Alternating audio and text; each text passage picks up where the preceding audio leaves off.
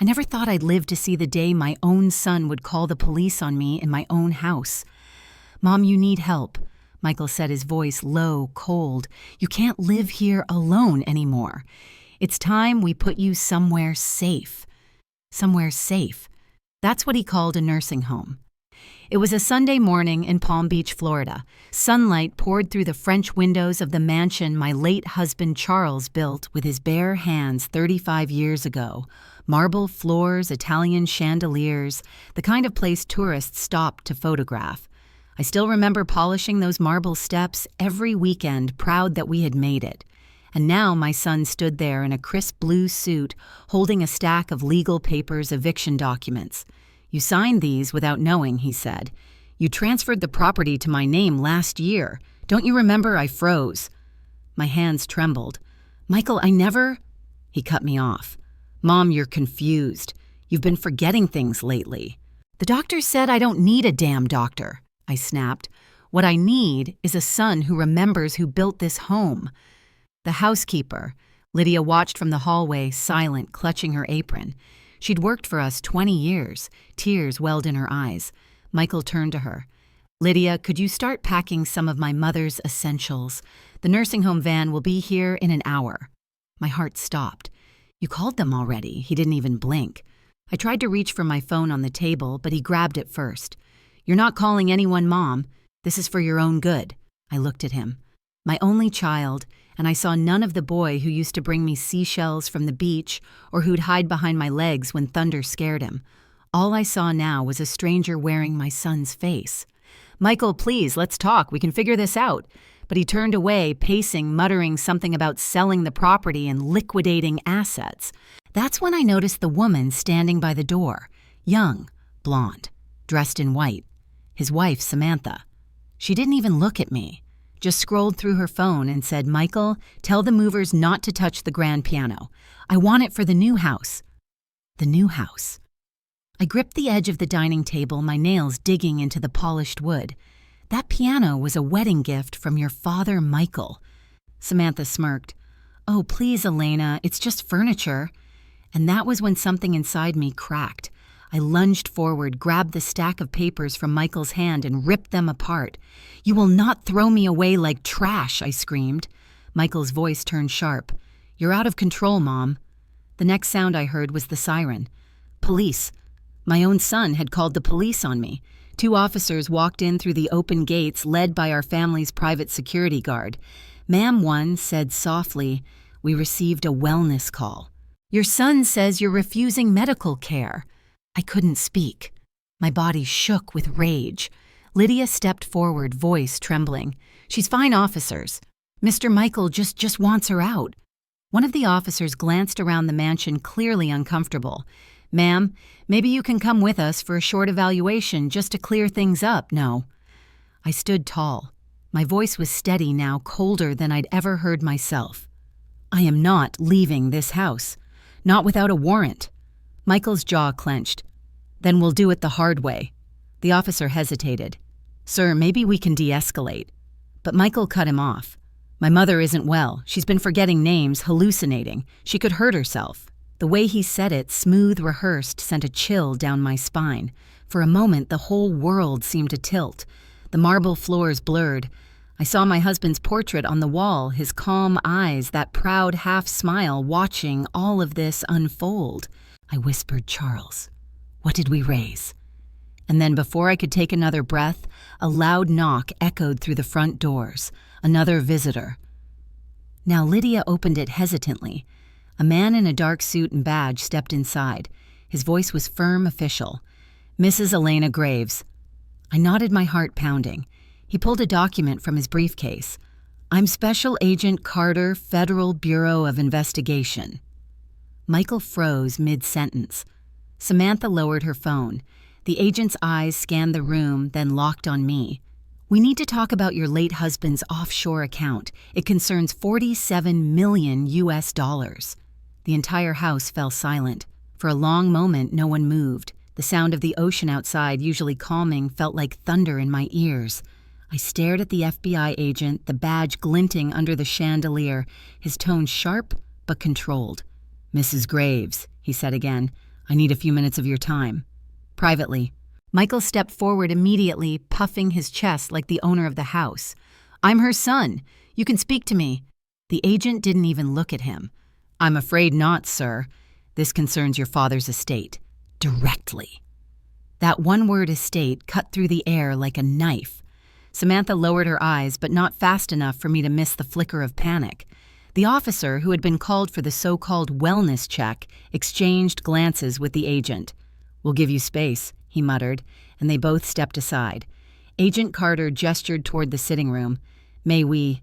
I nodded and led him through the marble hallway past portraits, vases, and years of my life that suddenly felt like fragile museum pieces. When the door closed behind us, I finally breathed. Agent Carter, please tell me what this is about. My husband passed 3 years ago. I handled all his affairs. There's nothing left to discuss. He placed a sealed envelope on the coffee table. Ma'am, we've been investigating several dormant offshore accounts connected to your husband's company, Graves Holdings International. I froze. That company was dissolved before he died. Everything was transferred to our family trust. He nodded slowly. Except this. The envelope bore the seal of the Department of Treasury. He slid a document across to me, rows of numbers, transaction codes, names of shell corporations. And there it was, $47,000, held in a Zurich bank account under the name Charles E. Graves. For a second, I thought my mind had failed me. My Charles, the same man who'd spent his final months in a hospital bed apologizing that we'd have to sell one of our yachts to pay the bills. This must be a mistake, I whispered. We went through probate. Everything was accounted for. Agent Carter's voice softened. We believe your husband deliberately concealed this account, possibly for security reasons. He was under investigation for corporate fraud in 1999, but the case was closed when he testified against his partners. I pressed a hand to my mouth.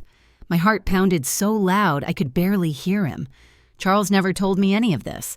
Outside the glass doors, I saw Michael pacing near the pool, speaking hurriedly into his phone. Samantha followed, pretending to soothe him, but her eyes darted toward the study. Agent Carter noticed. Are you safe here, ma'am? The question stunned me. No one had asked me that in years. I glanced at the family portraits lining the mantel, our wedding photo, Michael's graduation Christmas in Aspen. They all looked so perfect, like a family that belonged in glossy magazines. But perfection hides rot better than anything. I took a deep breath. Agent Carter, my husband wasn't a criminal. He was proud, sometimes secretive, yes, but he would never hide money from me. The agent studied me carefully. We're not accusing you, Mrs. Graves. But that account is active again. Funds were accessed last month, a transfer of $250,000 to a property firm in Miami, under your son's name. My blood ran cold. He continued. That's why we're here. We believe someone in your family may be involved in identity fraud and unauthorized access to federal protected assets. I couldn't speak. I could only stare at him, my body shaking. The man I married for love, who built this life with me, was still haunting me from the grave, and my son was stealing from the dead. Agent Carter stood. We'll need your cooperation, Mrs. Graves. Do not confront your son yet. We're building a case. And if you feel unsafe, there's protection available. I nodded slowly. You don't know my son. He's already trying to put me away. The agent's expression hardened. Then you'll have to be smarter than him. When he left, the silence swallowed the room. I sat alone, staring at the paper that could destroy or save me. That's when I heard Michael's voice through the hallway, angry, sharp. She knows I saw the envelope. We have to act fast, Sam. My stomach dropped. I pressed my ear to the door. Samantha hissed, then do it tonight. Once she's out of the house, we move the rest. The FBI won't find anything. My breath caught. The rest? What else had they already taken? I looked around the living room, the same room where Charles and I used to dance after dinner. Every painting, every antique vase, every silver frame had a story, and now it all felt poisoned. For 64 years, I had lived as a wife, a mother, a quiet woman who believed family was sacred. I cooked every meal, ironed every shirt, buried every dream to keep this family standing. And this was my reward, to be treated like a senile old fool while my son gutted the home his father built. But something inside me shifted that night. It wasn't grief anymore. It wasn't fear. It was resolve. I may have been an old woman, but I was still Elena Graves, and no one, not even my son, would erase me. I folded the FBI document, slipped it into my robe pocket, and whispered to the empty air, "Charles, I'm going to finish what you started." 3 days later, Michael insisted on hosting a family dinner. He said it was to smooth things over, but I knew better. When a snake smiles, it's because it's about to strike. That Friday evening, the Graves mansion glittered again, candles, music, the smell of steak and truffle butter. Samantha had invited nearly 30 people, friends, business partners, a few distant cousins who hadn't stepped foot in our house since Charles's funeral. She wanted witnesses. I arrived downstairs wearing a dark navy dress Charles had bought me on our 30th anniversary. Simple, elegant, not loud, the kind of dress that used to make him whisper, "You still take my breath away." Now, as I stepped into the dining hall, conversations died for a second. Eyes turned to me, some polite, others curious. Mother Michael said too cheerfully, "You look lovely tonight." I could hear the mockery under his tone. I forced a smile. "It's my house, Michael. I should look decent in it." He chuckled, raised his glass. "Well, about that." Before I could sit, Samantha appeared beside him, sparkling in diamonds that looked suspiciously familiar. "Everyone, can we have your attention, please?" She tapped her wine glass lightly, the sound sharp and deliberate. "As you all know, Michael and I have been managing the estate since Mr. Graves's passing, and tonight we're thrilled to announce a new chapter." She turned toward me, eyes glittering. "Mother Elena has decided to downsize and move into a lovely assisted living residence near the marina. Isn't that wonderful?" Laughter and polite applause followed shallow, clueless applause. I froze, my fingers tightening around the chair. "Excuse me." Michael leaned forward, pretending concern. "Mom, please don't make this harder. You signed the transfer last year. It's done." A low murmur ran across the table. Someone whispered, "Did she forget I didn't sign anything?" I said firmly, "This house is mine." Samantha's smile faltered. "Elena, please. We don't want to make a scene. It's been stressful enough for everyone." I felt my pulse rise. "You mean stressful for you trying to sell property that isn't yours?" Gasps. Forks clinked against plates. Michael slammed his hand on the table. "Enough, Mom, you're embarrassing yourself. Everyone knows you're not well." The room went dead quiet. Even the background jazz seemed to stop. I stared at him, unable to believe what I was hearing. "Not well." He nodded toward our guests. "She's been confused lately, paranoid. Seeing people who aren't there. She even accused me of stealing from Dad." A few awkward laughs, heads turned away. I felt heat rise behind my eyes, but I refused to let the tears fall. "You're lying, Michael. Your father trusted me. He left everything in our joint trust." Samantha crossed her arms. "Funny, because according to the bank records, that trust is empty. Maybe you're the one who misplaced a few million." The words hit like a slap.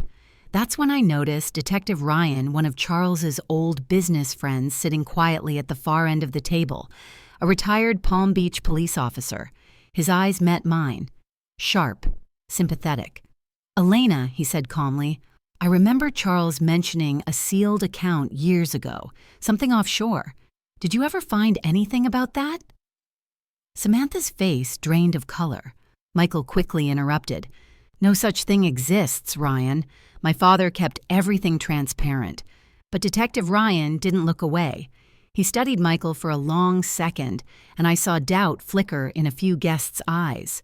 That was my moment to breathe again. I leaned back in my chair, voice steady. "It's interesting, Michael, how quickly you want me out of the picture. Maybe it's because the FBI is already looking into your recent transactions." The entire room froze. Michael's fork slipped from his hand. "What did you say?" I smiled faintly. "Agent Carter. Does the name ring a bell?" Samantha's hand trembled as she reached for her wine glass. "You're bluffing." "Am I?" I said softly. Then why did you transfer $250,000 to a Miami real estate company last month using your father's credentials? A gasp echoed from the crowd. Michael stood his face red. That's enough. We're done here.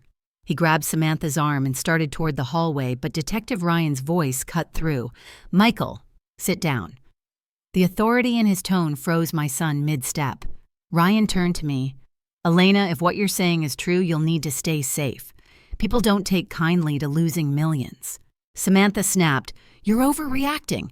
There's no money, just an old woman's fantasy. Ryan's eyes narrowed. Then she won't mind if we check the financial records. Michael's jaw clenched. You're all insane. He stormed out, slamming the door so hard the chandelier shook. For a long moment, no one spoke. I stood, hands trembling, but voice strong. Dinner's over. Thank you for coming. The guests left one by one, whispering. Some looked at me with pity, others with fear.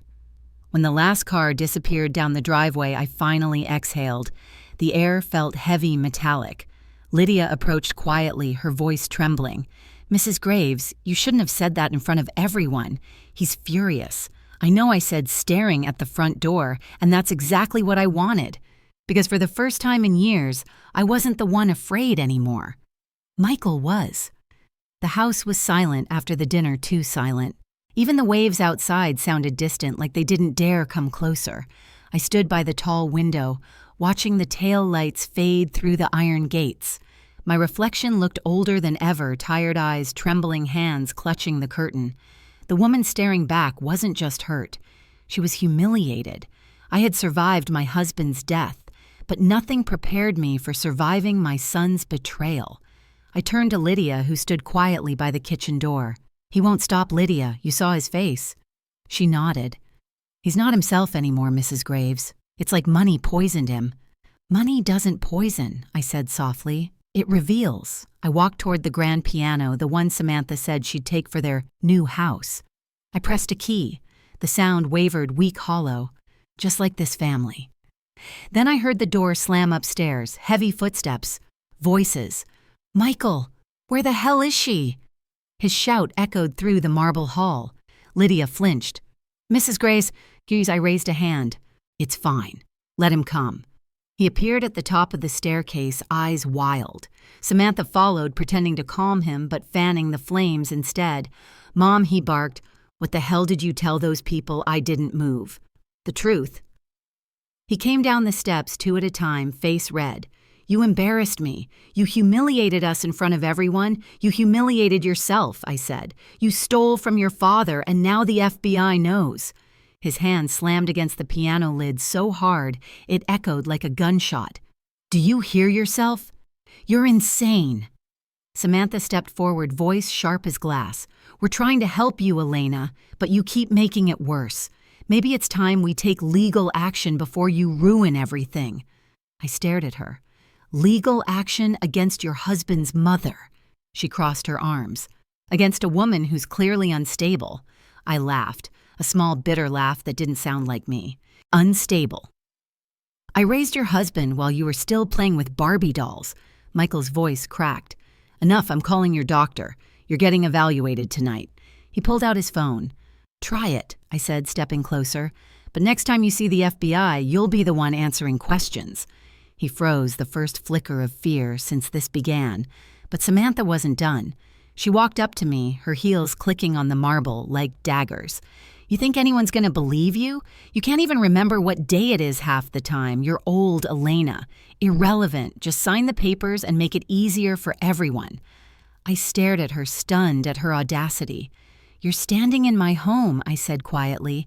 Every inch of this floor, every chandelier, every rose bush outside was bought with my husband's sweat and my silence. Don't you dare talk to me about relevance, she smirked. Then enjoy your memories, because tomorrow this house will have new owners. My hand twitched before I realized I'd slapped her. The sound echoed through the hall. Michael lunged forward. Mom, what's wrong with you? She needed it, I snapped. You both do. Samantha's face twisted with fury. You just sealed your fate. She turned to Michael. Call the nursing home. Now. Michael hesitated just for a second, and in that second, I saw my little boy again standing in the schoolyard, holding a broken toy, looking lost. But then Samantha whispered something into his ear and the softness vanished. He dialed. Lydia ran to my side. "Mrs. Graves, please, you can't let them—" "I'm not going anywhere," I said, voice trembling but firm. Michael turned away, murmuring into the phone.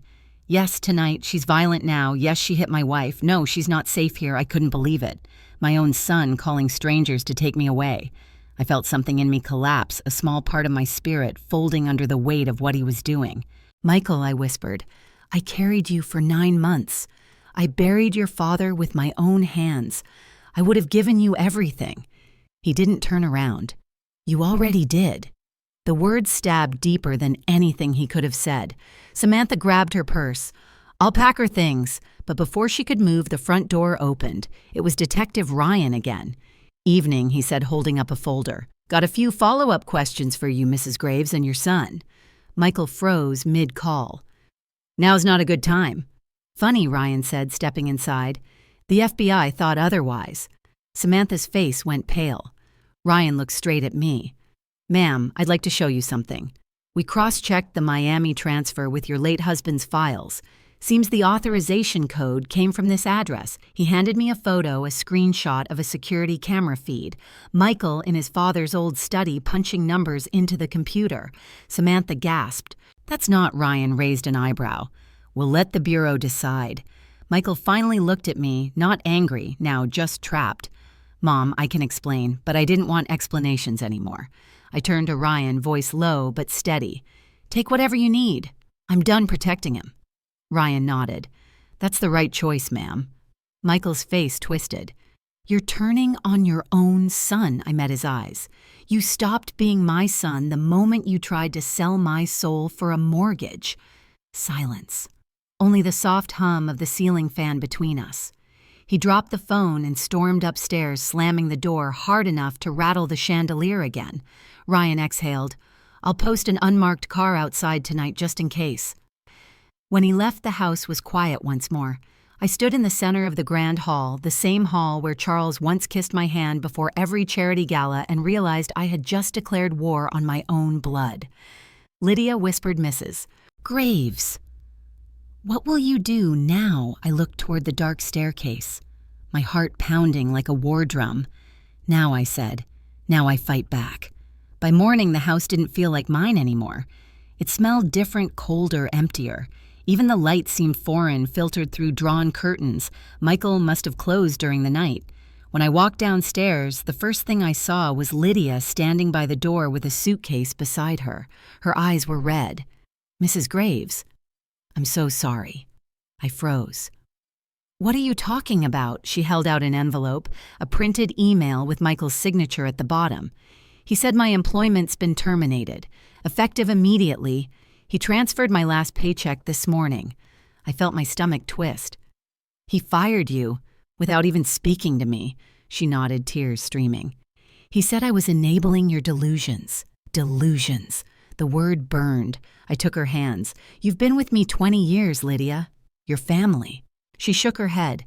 "He threatened to report my immigration papers if I didn't leave today." For a moment, I couldn't breathe. He wouldn't. But I stopped myself. Of course he would. The boy who once cried when he broke a toy was long gone. I hugged her tightly. "Go, Lydia, don't risk yourself for me." She sobbed into my shoulder. "Please, Mrs. Graves, don't stay alone with them." When she left, the silence was unbearable.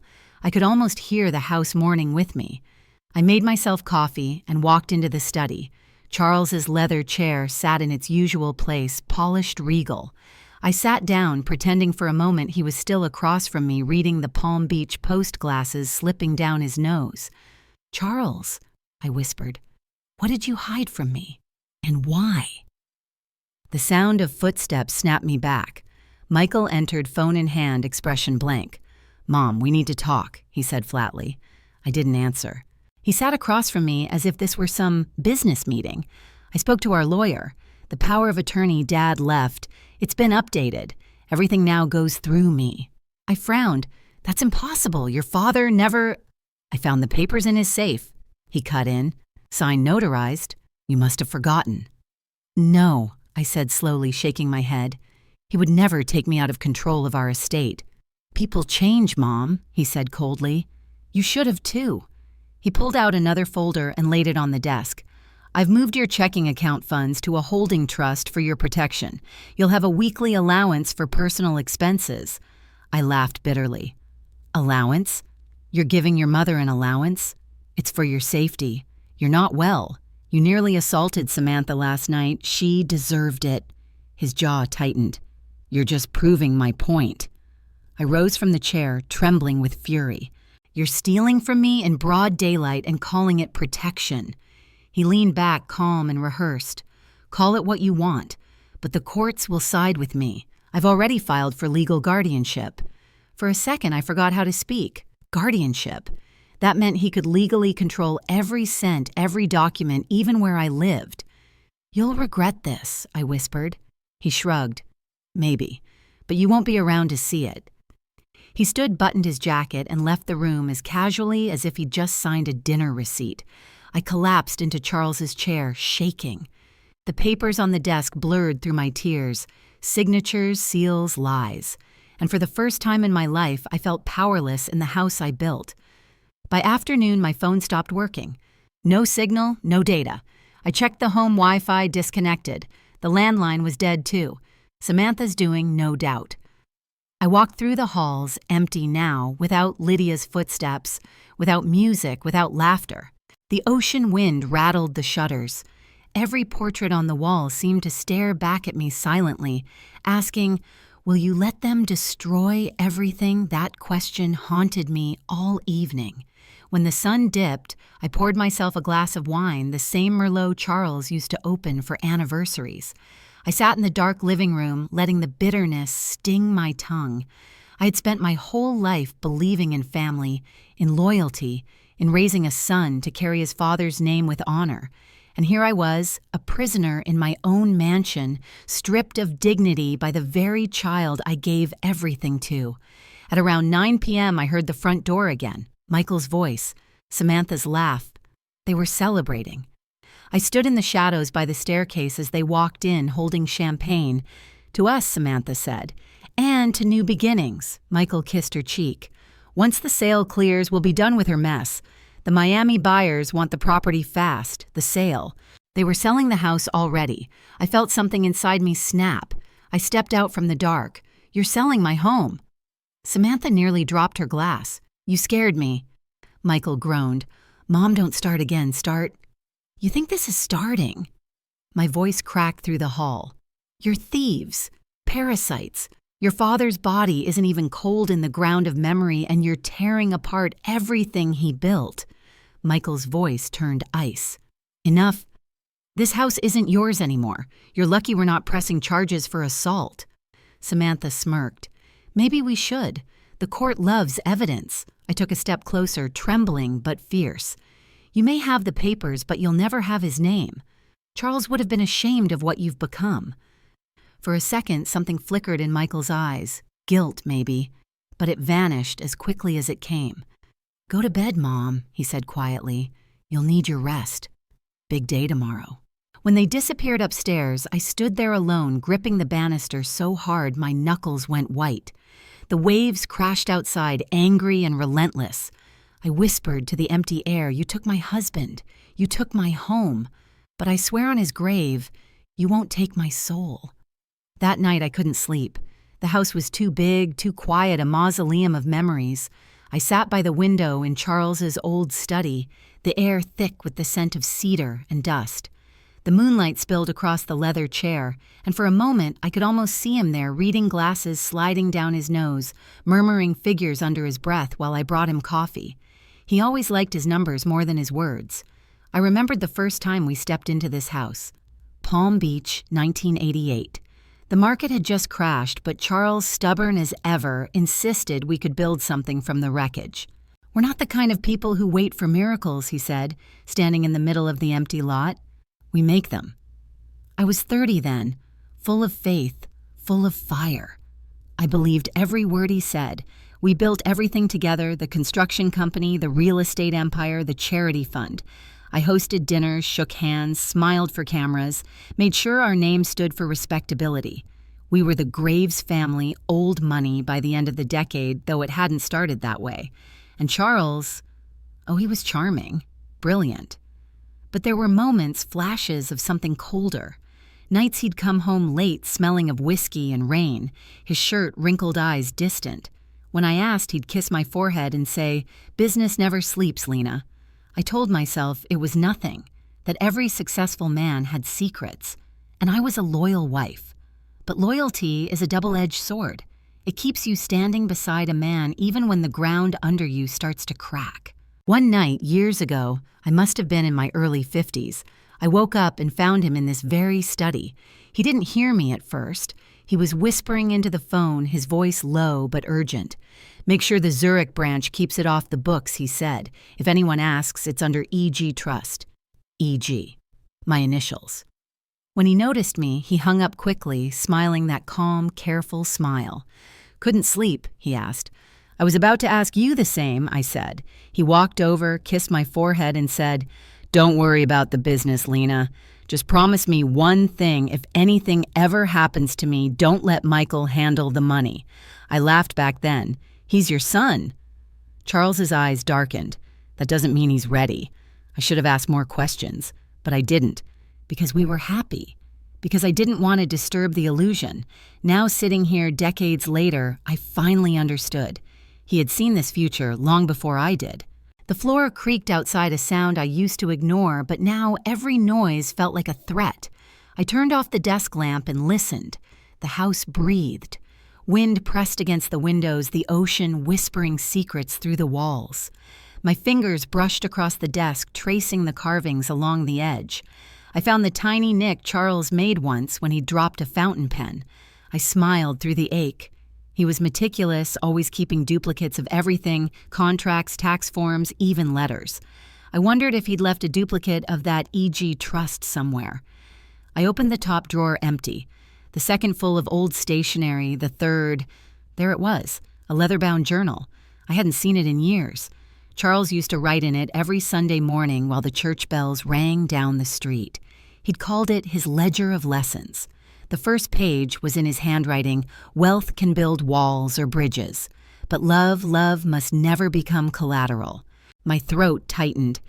As I turned the pages, I found notes about our early business days, scribbled calculations, reminders to call Zurich Update E.G. Trust, secure key at Villa Safe. Villa Safe.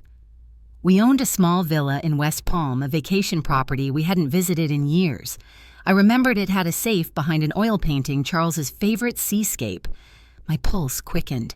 Could it be? Was the missing key the one the FBI mentioned hidden there? For the first time in weeks, hope flickered in me like a small flame. But before I could think further, my phone screen lit up. A new message. Unknown number. "Stop talking to the FBI if you know what's good for you." No name, just that one line. My hands shook as I read it. I looked toward the staircase shadows stretching long and thin like claws. Michael. It had to be him, or someone working for him. I turned off the phone and clutched the journal against my chest. "You were right, Charles," I whispered. "He's not ready." Outside, thunder rolled across the sea. The storm was coming literally and otherwise. I stood, straightened my robe, and stared at my reflection in the window. For the first time in years, I didn't see a widow or a victim. I saw a woman who had survived too much to die quietly. "I'll find your secret, Charles," I said aloud, "and when I do, I'll use it to end this nightmare." The house shook from the wind, the chandeliers swayed, and somewhere deep inside me, something shifted from grief to determination. Tomorrow, I would go to that villa. Tomorrow, the real war would begin. The storm hit before sunrise. Rain lashed against the windows like a warning, but I didn't care. I'd made up my mind. By 6 a.m., I was in my car heading north toward the villa in West Palm. The wipers struggled against the downpour, but the rhythm of the rain kept me awake, focused. For the first time in weeks, I wasn't running from fear. I was chasing truth. The road was empty. Palm trees bent in the wind as lightning flashed across the sky. I gripped the steering wheel, whispering to myself, "Hold on, Charles. I'm coming." When I finally reached the villa, it looked abandoned. The white stucco walls were stained with time, the iron gate rusted. I hadn't been here since before Charles's heart attack. I parked under the old oak tree, pulled my coat tighter, and stepped into the rain. My keys still worked somehow. The heavy door creaked open, releasing the faint scent of salt and old wood. The villa was just as we'd left it, a few covered pieces of furniture, framed photos, dust dancing in the thin light that filtered through cracked blinds. I walked straight to the living room, to the painting above the fireplace, the seascape Charles adored. A stormy ocean under a fading sun. He used to say it reminded him of how beauty hides in chaos. My hands trembled as I lifted the frame. Behind it, the wall bore a small rectangular panel, the safe. I crouched down, running my fingers across the keypad. 4 digits, that was all. I tried the obvious ones first, our anniversary, Michael's birthday. Nothing. Then I remembered something from Charles's journal. Love must never become collateral. Collateral, our wedding day. April 12th, 1974. I entered 0412. A faint click. My breath caught. The door swung open. Inside were 3 things: a velvet box, a sealed envelope, and a small silver USB drive. I picked up the envelope first. My name was written in Charles's handwriting. I hadn't seen it in years, but it was unmistakable. Steady, deliberate, the kind of script only a man who never rushed could have. Hands shaking, I tore it open. My dearest Elena, if you are reading this, it means the walls I built to protect our family have finally cracked. I never wanted you to carry this burden, but I couldn't trust anyone else, especially not Michael. The Zurich account holds $47 million accumulated through years of offshore investments. But it's not just money. It's evidence of the men who destroyed my partners, of the corruption I was forced to join. I left the access key in this safe. The USB contains the encryption files and a record of every transaction. The velvet box holds the last thing: I could never sell your ring from the day we met. If the Bureau ever contacts you, show them this. And Elena, be careful who you trust. Even blood can bleed you dry. Charles. The room spun for a moment. I clutched the letter to my chest, tears mixing with the rain dripping from my hair. He'd known. He'd known Michael would betray me someday. I opened the velvet box. Inside lay the sapphire engagement ring Charles had pawned decades ago to start his first business, or so he'd told me. But it wasn't the ring that caught my eye. Beneath it, taped to the bottom of the box, was a small, folded note. For the one who still believes in truth. I didn't know what that meant yet, but I slipped it into my pocket. As I stood, thunder shook the house. But then I realized it wasn't thunder. It was a car door slamming outside. Someone else was here. I froze, holding my breath. Through the rain-blurred window, I saw headlights slicing through the driveway. A black sedan. My stomach dropped. It wasn't the FBI. It was Michael's car. I killed the lights and crouched near the window. 2 figures stepped out, Michael and a tall man in a dark coat. Not Ryan. Someone new. Their voices were muffled through the storm. "Are you sure she'd come here?" the man asked. Michael replied, "She has nowhere else to go. The safe's the only place left." He knew. He knew about the safe. I clutched the USB in my palm and backed toward the hallway, heart hammering. I slipped into the old guest room just as the front door creaked open. Mom Michael called. His voice echoed through the villa. "Don't make this harder. You're not supposed to be here." I pressed my back against the wall, praying he couldn't hear my breath. The floorboards creaked closer, then stopped. The man with him said, "If she finds it, we're finished. The Bureau's already looking into the Miami transfers." Michael hissed, "Then we make sure she doesn't." I heard the sound of drawers being pulled, furniture moved. The painting crashed to the floor. They'd found the safe. I held my breath as Michael cursed. "It's open. She's been here." Panic surged through me. I needed to get out. There was only one way, the back door that led to the garden. I tiptoed down the hall, clutching Charles's letter and the USB, praying every step wouldn't betray me. Lightning flashed, illuminating the corridor for a split second, and that's when I saw it. A security camera in the corner, small but blinking red. It wasn't connected to the house. It was live. Charles had left me more than a clue. He'd left me a witness. I reached the back door, slipped out into the rain, and ran. My shoes sank into the wet grass as headlights swung across the yard behind me. "Mom," Michael shouted. "Stop." But I didn't. Not this time. I ran until my lungs burned, until the sound of his voice vanished behind the roar of the storm. When I finally reached the road, soaked and shaking, a car slowed beside me. The window rolled down, and "Mrs. Graves," a familiar voice said. "Get in." Now it was Agent Carter, the same man who had shown up at my house days earlier. I slid into the passenger seat, clutching the USB like a lifeline. He glanced at me, eyes sharp. "Looks like you found what your husband wanted you to." I nodded, gasping for breath. "But now they know I have it." He started the engine. "Then let's make sure they never get close again." As the car sped off into the storm, I looked back through the window at the villa, at the son I no longer recognized, and whispered, "You just made your last mistake, Michael." Agent Carter drove in silence for several miles. The storm outside had slowed to a soft drizzle, but my pulse was still racing. I clutched Charles's letter in my lap, the USB burning cold in my palm like a live wire. When he finally spoke, his tone was calm, but his eyes never left the road. "You realize how dangerous this is, Mrs. Graves?" I nodded. I didn't have a choice. "You always have a choice," he said, "but not everyone has courage. Most people fold."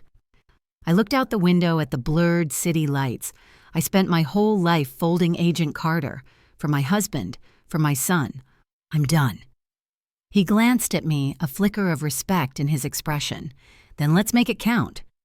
We arrived at a safe house near Palm Beach, a plain bungalow, nothing like the mansion I'd left behind. Inside, the air smelled faintly of coffee and rain. Carter handed me a towel and a blanket. "You'll stay here tonight," he said. "We've copied the contents of that USB. It confirms your husband's offshore holdings and multiple shell accounts, but it also includes recent activity withdrawals made by your son." I felt my chest tighten. "So it's real, all of it?" He nodded. "And it's enough to bring charges. But we need more. Something that ties him directly to the forged documents, the power of attorney, the trust transfers. If we can get that, we can take him down legally." I sank onto the couch, exhausted. "He has a home office." "Locked. He keeps all his paperwork there." Carter leaned forward. "Would he let you back in the house?" I laughed quietly. "He'd probably escort me out with a nurse and a police officer. Then don't give him a reason to." He smiled faintly. "Play along. Act like you've given up. Let him think he's won." I studied his face. "You want me to pretend to be weak?" "Exactly. It's what predators expect from their prey." For the first time in days, I felt a strange calm settle over me. I wasn't running anymore. I was planning. The next afternoon, Carter drove me back to the mansion. The sky was clear again, the kind of deceptive Florida blue that hides everything dangerous beneath. When I stepped through the gates, Michael was already waiting on the porch, arms crossed. "Well," he said coldly, "look who finally came home." I forced a small, weary smile. "You were right, Michael. I needed rest." He looked thrown off for a moment. "Rest, I shouldn't have fought you," I said softly. "You were just trying to protect me. I overreacted." His suspicion melted into something smug. "I'm glad you're seeing reason." Samantha appeared behind him, still in her silk robe, holding a coffee cup. "We already arranged your room at Palm Gardens. They have a piano, you'll like it." I smiled politely. "That sounds lovely, dear." They exchanged glances, confused but relieved. Perfect. I spent the next few days pretending to forget where I'd put my keys, pretending to sleep through their whispered arguments, pretending to agree with everything they said.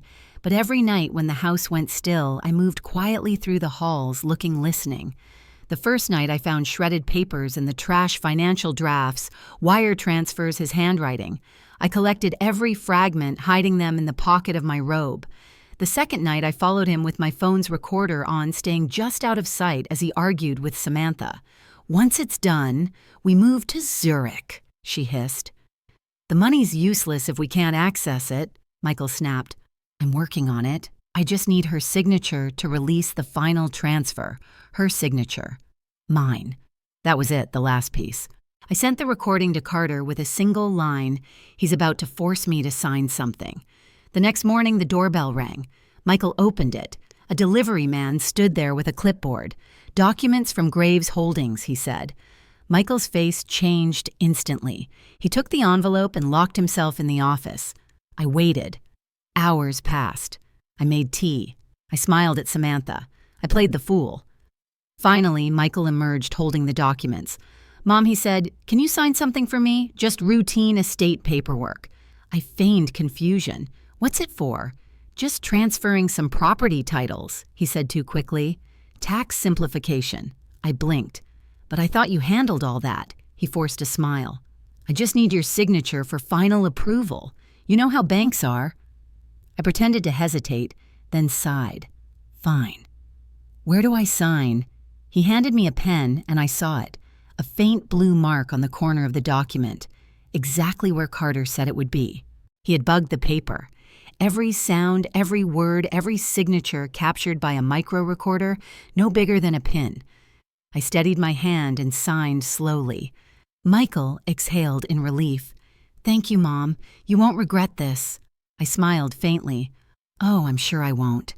That night, I called Carter from the bathroom, whispering into the phone. He made me sign something. "You'll have it on tape." "Perfect," Carter said. "We just need confirmation he filed it. The moment he does, we move in." "Move in," I whispered, meaning he said we'll arrest him before he realizes the trap's closed. For the first time in months, I slept peacefully. But morning brought a different kind of fear.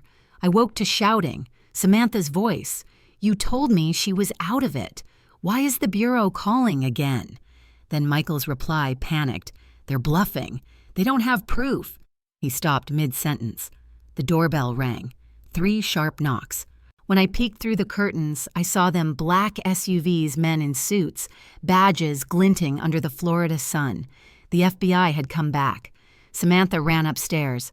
Michael froze in the foyer, color draining from his face. I stepped out quietly, still in my robe, holding my tea. "Michael," I said softly, "you might want to open the door."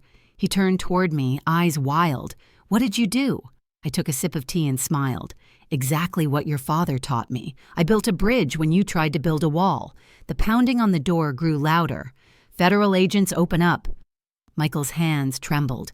"You set me up." I tilted my head. "No, darling, you set yourself up. I just stopped pretending not to notice." The sound of fists pounding on the front door shook the walls. "Federal Bureau of Investigation, open the door." Michael froze mid-step. His face turned white, his lips trembling as if he were about to speak, but no sound came out. Samantha's coffee cup slipped from her hand and shattered on the marble. I set down my teacup and looked at my son. "You should probably answer, dear," I said softly. He didn't move. The pounding came again, harder this time. Then the door burst open.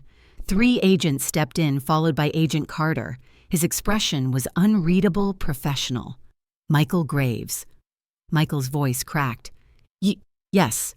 Carter flashed his badge. "You are under investigation for fraud, financial manipulation, and unauthorized access to a federal account belonging to the late Charles E. Graves. Step aside, sir."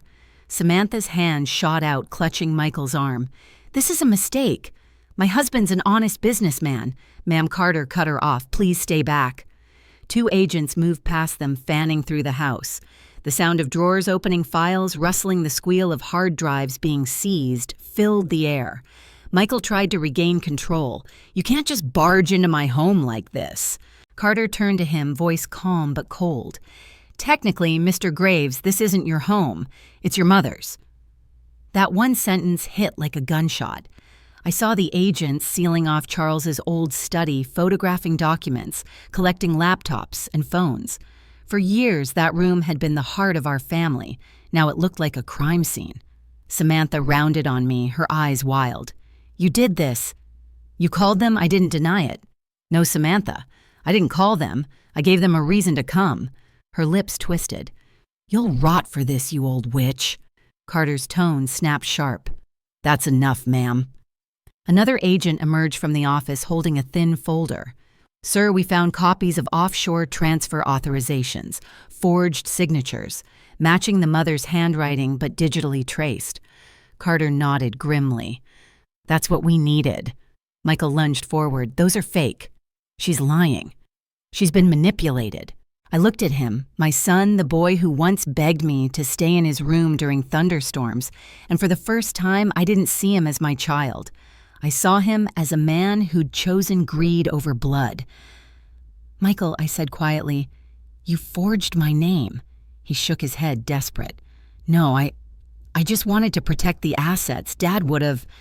Your father wanted integrity, I interrupted. Not theft. Carter stepped between us. Mr. Graves, you're coming with us.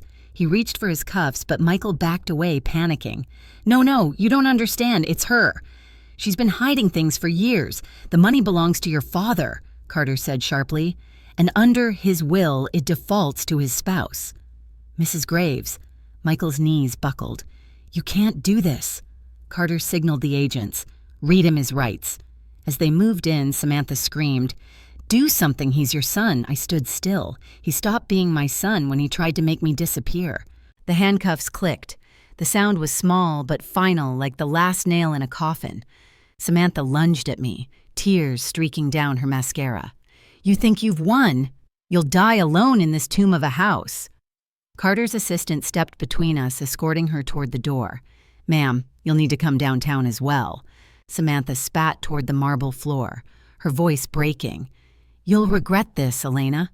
When the doors finally closed behind them, the house fell quiet again, except for the low hum of the FBI scanners. Carter turned to me. You all right? I exhaled shakily. I don't know what that means anymore. He nodded. You did what you had to. You survived. I walked toward the study doorway. The place looked foreign, computers, unplugged wires, dangling framed photos turned face down. One of the agents approached me.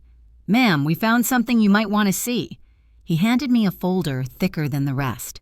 Inside were copies of property deeds, offshore statements, and at the very back a sealed letter with my name on it.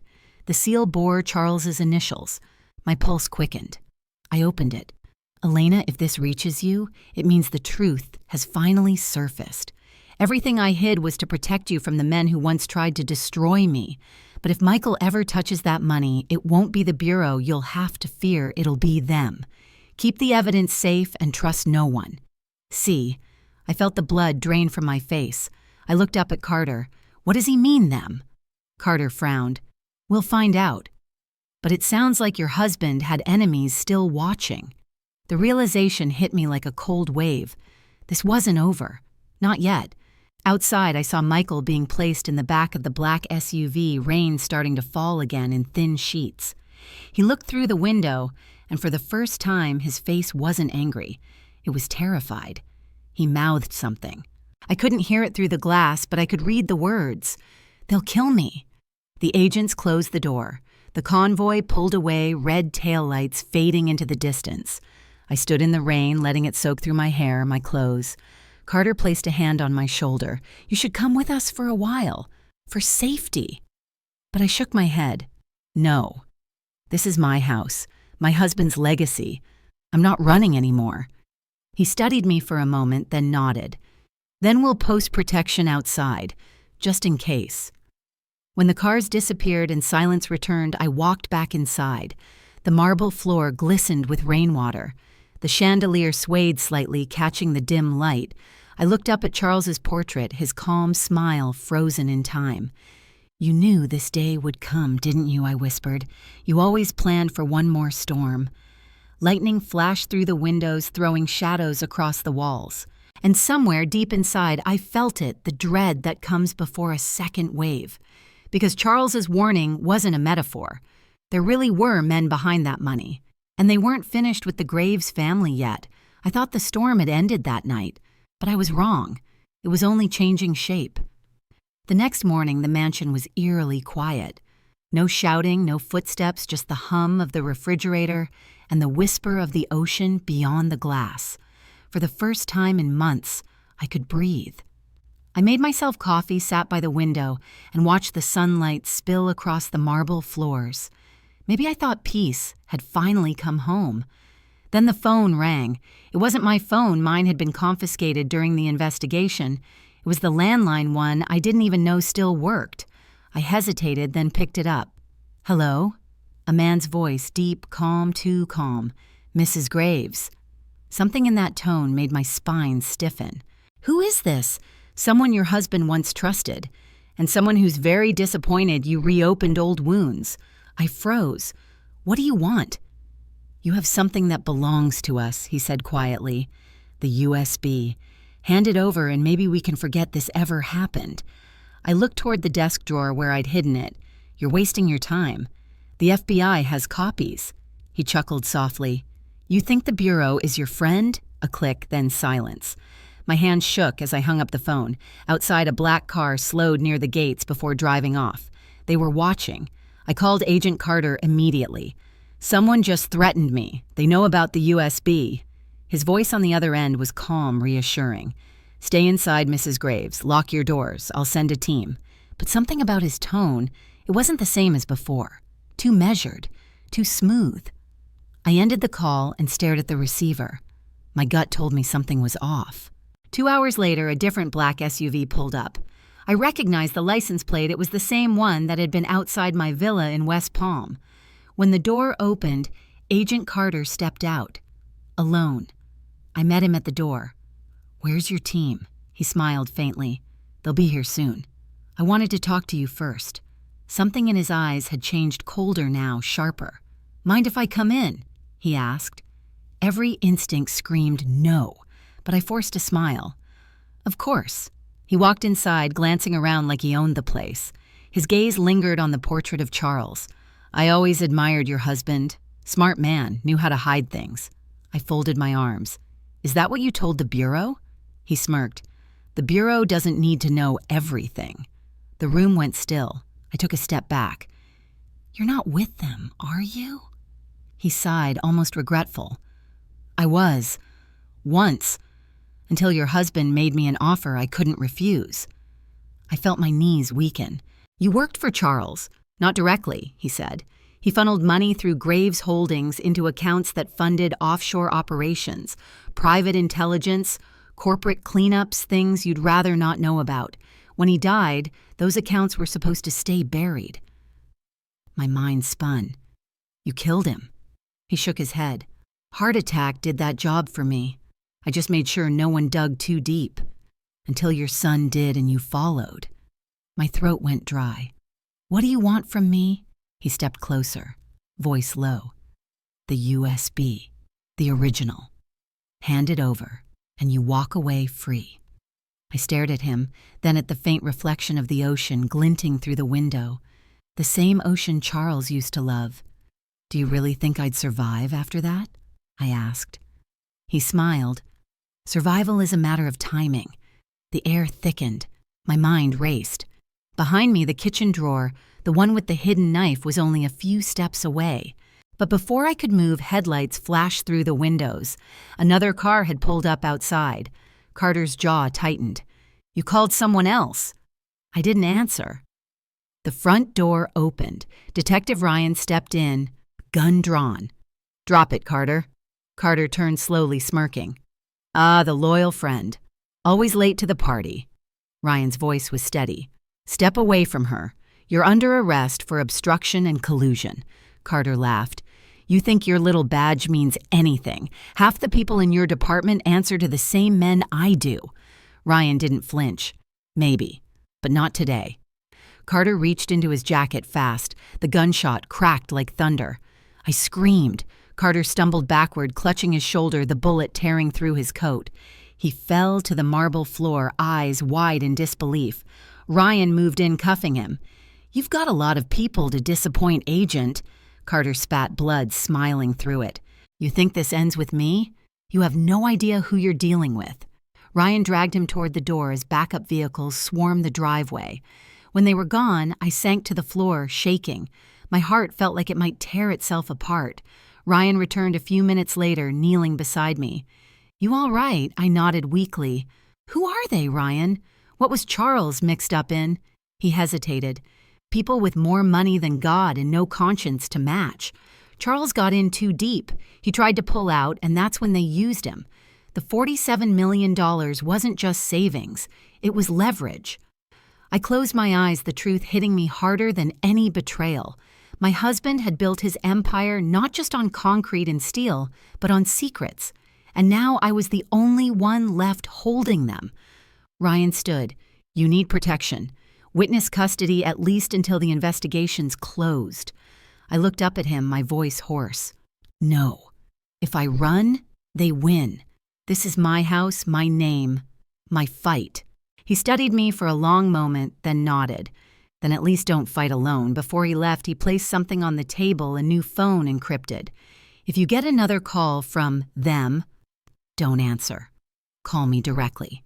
When the house finally fell silent again, I walked into the study. The ocean shimmered beyond the glass, calm as if nothing had happened. I took Charles's letter from the desk, reading the last line again, even blood can bleed you dry. I looked at the USB in my hand, small, silver, harmless looking, and whispered, but secrets can kill you faster. Outside, thunder rolled in the distance, another storm brewing, and I knew then Charles's death, Michael's betrayal, Carter's corruption.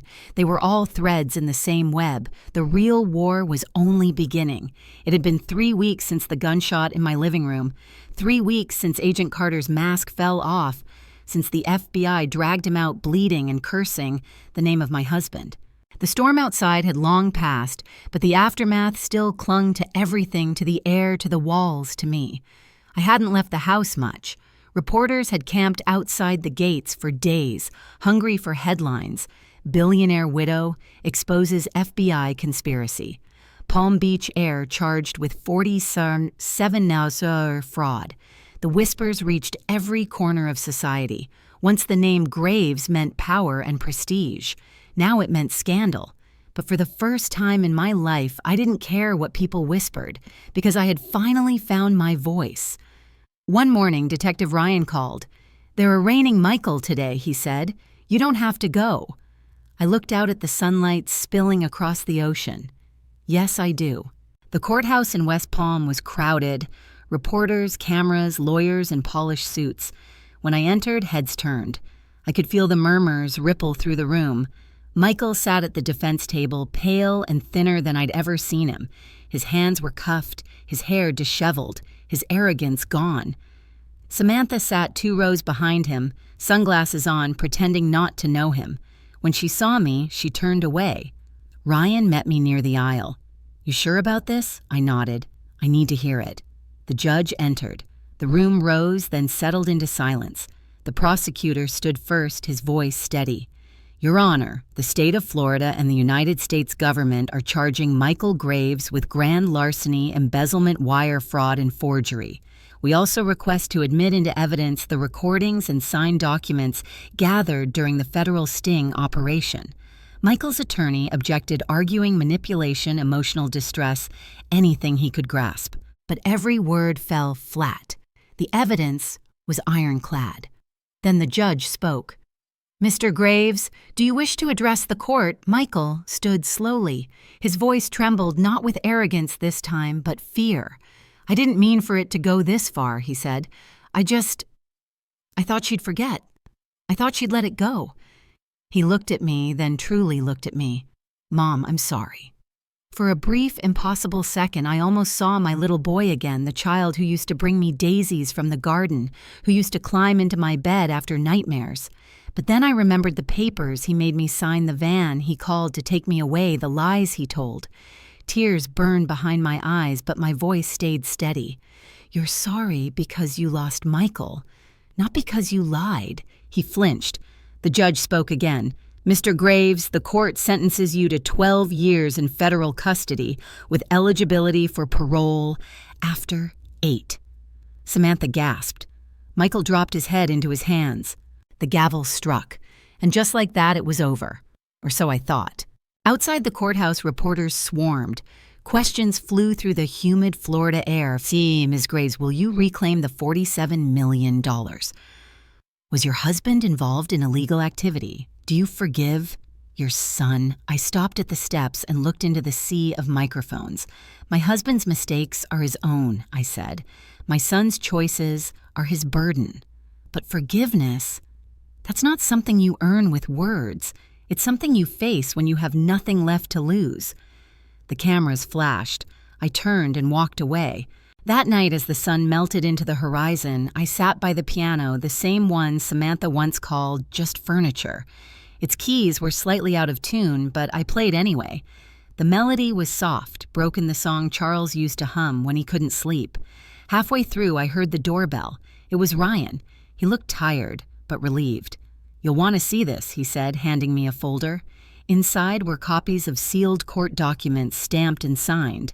All assets under Charles E. Graves's estate restored to primary beneficiary Elena M. Graves. My throat tightened. "It's all of it." He nodded. "Every cent. The Bureau cleared your husband's name, too. Turns out he was working with them years ago, undercover, feeding evidence on the very men who tried to use him." I stared at the paper heart, heavy with relief and heartbreak. "So he wasn't corrupt?" Ryan smiled faintly. "No. He was protecting you." The realization broke me. Tears streamed down my face before I could stop them. He carried it all alone. Ryan's voice softened. "Now you don't have to." He left quietly, leaving me alone with the piano and the sunset bleeding through the glass.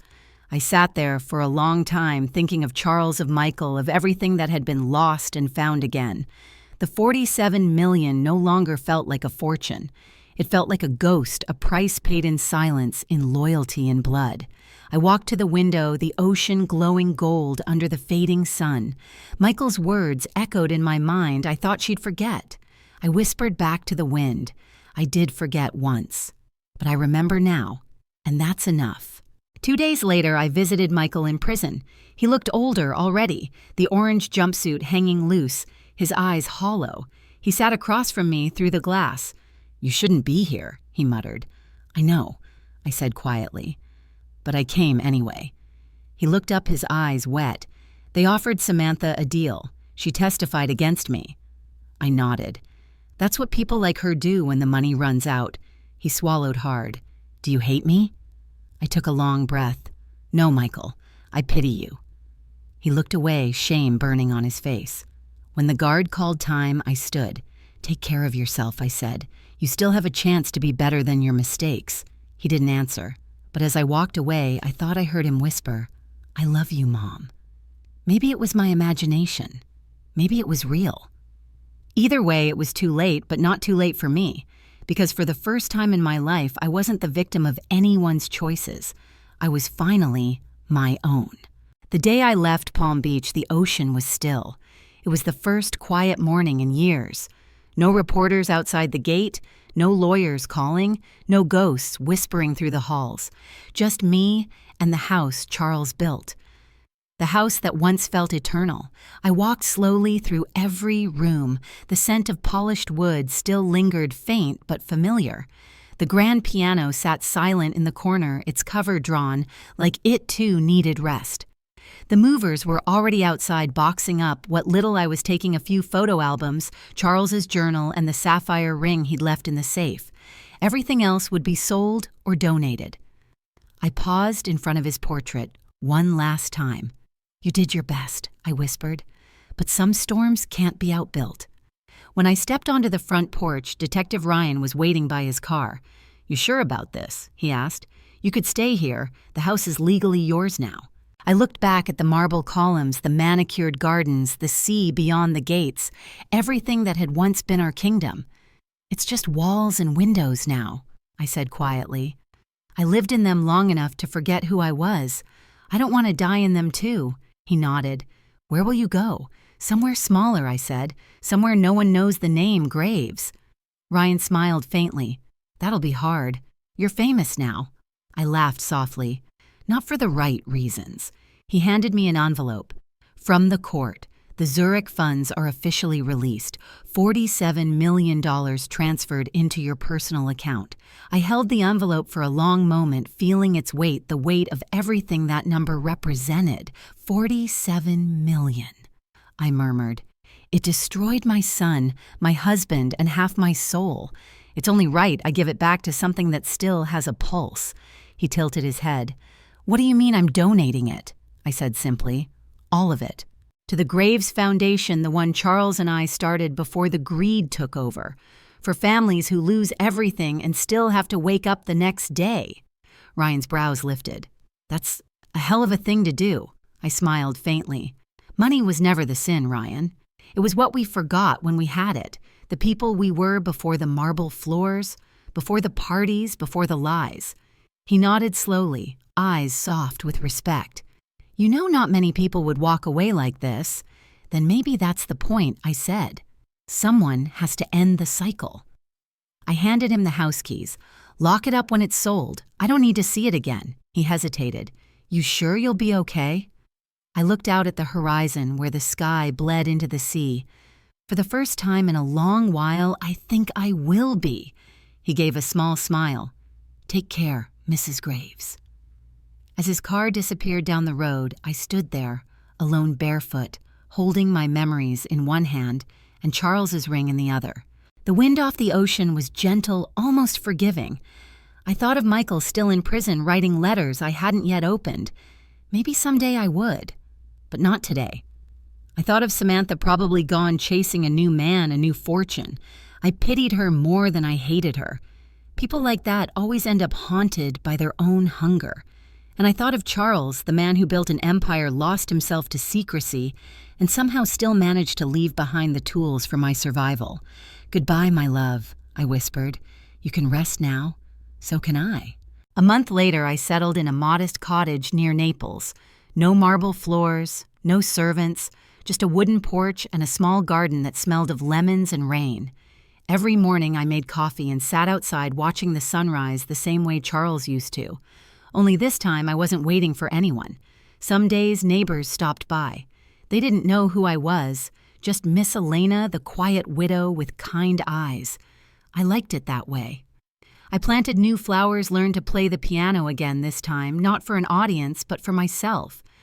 And sometimes at night I'd whisper into the stillness, not out of grief, but gratitude. Because I had finally learned the one thing my wealth had blinded me to all those years. Freedom doesn't come from money. It comes from letting go. Last week I received a letter handwritten, no return address. It was from Michael. Mom, they say prison changes people. I hope they're right. I don't dream of money anymore. I dream of you, of home. I know I don't deserve forgiveness, but I'm trying to become someone who might. Love, Michael. I read it 3 times before folding it carefully and placing it beside Charles's journal. Maybe forgiveness wasn't about letting the guilty go free. Maybe it was about freeing yourself from the need to hate them. As the sun rose again this morning, light poured through my kitchen window, warm and golden. I made coffee, sat on the porch, and watched the waves kiss the shore. I thought of everything, the mansion, the trial, the storms, the money, the betrayal, and felt peace. If Charles were here, I think he'd smile. He'd probably say, "You always were the strong one, Lena." And maybe finally he'd be right. I whispered to the wind for him, for Michael, for anyone still clinging to what they've already lost. Don't measure your worth by what you own. Measure it by what you can live without and still find peace. The waves answered softly and the morning light touched my face. For the first time in my life, I wasn't mourning what was gone. I was grateful for what was left, and that after everything was enough.